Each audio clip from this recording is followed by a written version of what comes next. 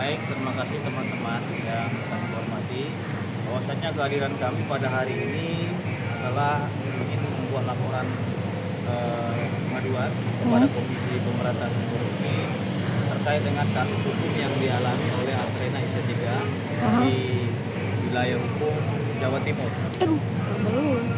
Jadi saya ingin memberitahukan kabar mengejutkan ya terkait dengan kasus ini, bahwasanya kami selaku tim kuasa hukum telah mengajukan pra peradilan terhadap Polda Jawa Timur dan akan diselenggarakan disidangkan pada tanggal 4 Februari pada hari Rabu minggu depan. Tanggal berapa itu?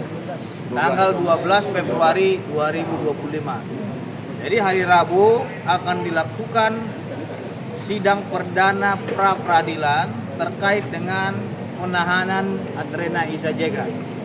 Nah, teman-teman yang kami hormati, bahwasanya kasus ini sangat janggal sekali ya. Kenapa saya bilang janggal sekali? Karena dari laporan polisi sampai dengan dikeluarkannya SPDP itu sangat ekspres sekali. Ya, laporan polisi itu pada tanggal 29 Oktober ya. Tiba-tiba tanggal 1 Oktobernya itu 1 November ya sudah naik sidik. Berarti kan 3 hari di sini sudah naik sidik. Tidak ada kesempatan ataupun hak yang diberikan oleh teman-teman dari yang menangani perkara ini untuk melakukan klarifikasi ataupun undangan klarifikasi sehingga naik sidik terhadap Atrena Isatiga. Jadi kan something wrong di sini, ada yang bermasalah. Dan ada juga yang menelpon saya, bukan 1-2 orang ya. Ada beberapa orang menelpon saya, dia memberitahukan adanya dugaan hengki-pengki gitu. Sehingga ini kasusnya luar biasa, sangat cepat sekali, gitu. Kayak kilat. Maka dari itu saya minta Komisi Pemberantasan Korupsi untuk mengusut tuntas ini ya, untuk mendalaminya. Kalau perlu memang ada keterlibatan daripada pihak pelapor dalam kasus ini, saya minta agar diproses secara hukum. Jadi ini adalah negara hukum, tentu kita harus sesuai dengan prosedur hukum. Jangan ada hengki-pengki di Pengadilan Negeri Surabaya.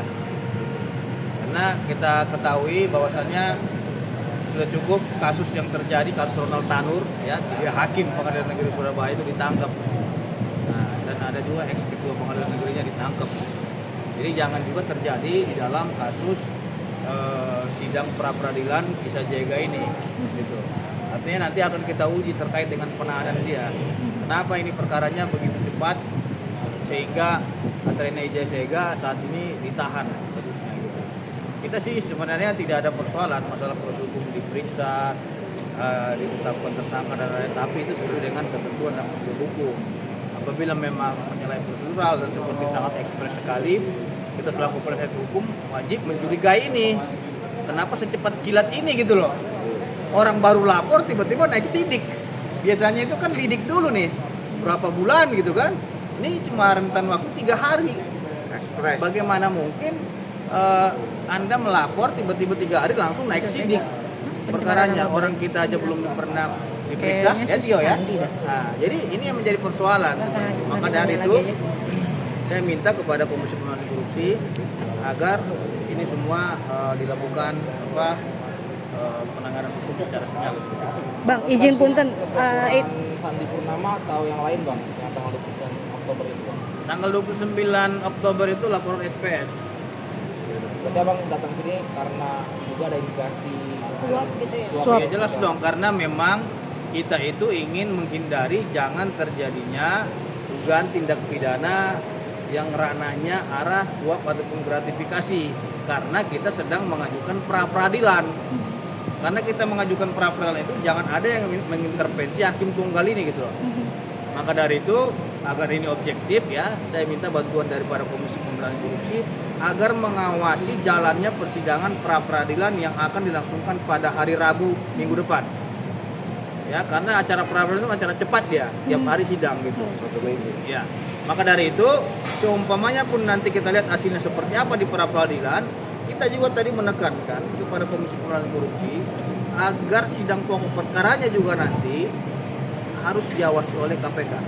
Ada tindakan pencegahan dan pemberantasan itu adalah kewenangan Komisi Pemberantasan Korupsi. Nah, karena kita juga udah trauma kasus kemarin Ronald Tanur yang ditangkap hakimnya kan gitu. Jangan itu terjadi. Itu harus kita antisipasi seperti itu. Bang, abang sendiri mendapatkan surat kuasa dari Isa Sega pertanggal berapa sih bang? Apakah memang sebelumnya sudah dimintain tolong oleh Mami Isa atau seperti Saya apa? mendapatkan kuasa itu baru ya. Mhm. Baru 1 minggu. Mhm. Sebelumnya kan kuasanya itu ada Bu Elsa, ada Tio. Jadi karena memang Isa Jega sudah ditahan, jadi Isa Jega dan kawan-kawan membentuk tim untuk melakukan pembelaan atau advice karena ingin menghadapi persidangan yang akan berlangsung ini. Isa ini bukanlah orang baru yang saya kenal gitu loh, karena Isa juga pernah saya bela dulunya di Pengadilan Negeri Jakarta Selatan, kawan Nikita Mirjani. Karena memang ini kita tim, ya saya harus membela klien saya untuk kepentingan hukumnya gitu loh. Apalagi ini kan yang hubungi saya ini bukan 1-2 orang, memberitahukan kasus itu seperti apa macam-macam di sana. Berarti Karena Bang, memang selain proses yang cepat nih sampai akhirnya langsung dinyatakan tersangka dan ditahan langsung. Selain itu apalagi sih bang yang menjadinya? Nah begini, Pak Kapolri ya melalui surat keputusannya, surat edaran Kapolri nomor 2 tahun 2021 yang ditandatangani pada tanggal 21 ya. Beliau mengeluarkan peraturan kasus pencemaran nama baik itu, karena kan ancaman pidana 2 tahun tuh. Kasus pencemaran nama baik itu tidak bisa ditahan. Katanya di bawah 5 tahun penjara. Itu Pak Kapolri loh tanda tangan itu. Pertanyaannya kenapa ditahan? Ancamannya cuma 2 tahun. Ini bukan kasus korupsi, ini bukan kasus teroris. Kenapa harus ditahan seperti itu? Kasihan loh, ini cuma debat-debat kusir di media, saling sindir menyindir, tiba-tiba dilaporin. Nanti dia review produk ini, dia nggak suka karena di review, laporin. Ini ruang digital tidak sehat lagi seperti itu gitu loh. Makanya kemarin itu Pak Kapolri melalui surat edarannya menyampaikan kasus pencemaran nama baik itu hanyalah bisa diselesaikan melalui restoratif justice. Nah, apabila sudah melakukan restoratif justice dan yang bersangkutan itu meminta maaf apabila dia salah, itu tidak bisa ditahan.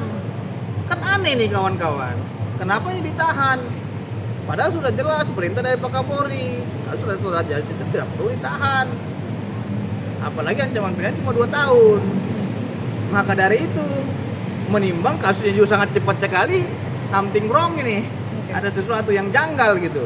Maka dari itu, besok juga saya akan ke Badan Pengawas Mahkamah Agung Republik Indonesia dan Komisi Yudisial untuk menyurati dan membuat laporan juga terkait dengan kasus tersebut. Nah, abang sendiri sudah ada ini belum bang rencana mediasi dengan SPS sendiri untuk perihal kasus ini? Mediasi itu sudah dilakukan, tapi pihak pelapornya itu yang tidak hadir, hanya diwakili oleh kuasa hukum. Begitu Tio? Ya, begitu. Bagaimana mungkin dia mau mediasi, pelapornya saya tidak kooperatif?